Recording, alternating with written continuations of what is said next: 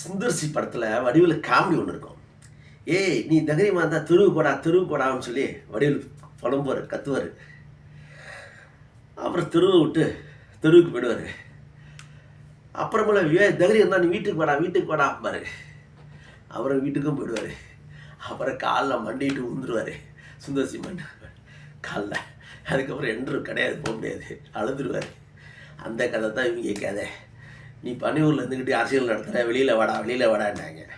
அவரும் வெளியில் வரக்கூடாதுன்னு இருந்தார். ஏன்னா அவர் சாதாரணமாக ஒரு டென்ட்டு போட்டாலே, ஒரு டென்ட்டு போட்டால் பறந்துக்கிட்டு போவோம்.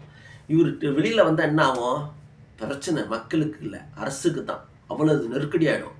ஸோ வெளியில் வராமல் இருந்தார். வெளியில் வாடான்னாங்க. வெளில வந்துட்டார். இப்போ யார் விமான நிலையத்தை பற்றி பேசுகிறதுக்கு வந்ததுக்கப்புறம் பதறாங்க. தனக்கு தானே மண்ணள்ளி போட்டாங்க.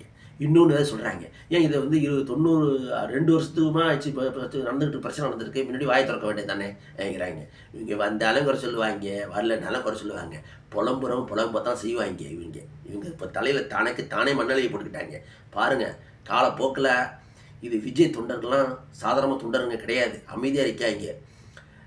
என்ன நடக்கும்னு பாருங்கள். விஜய்க்குன்னு ஒரு தனி கூட்டம் இருக்குது தமிழகத்தில், புரிஞ்சிக்கங்க. தனக்கு தானே மண்ணவரை போட்டீங்க.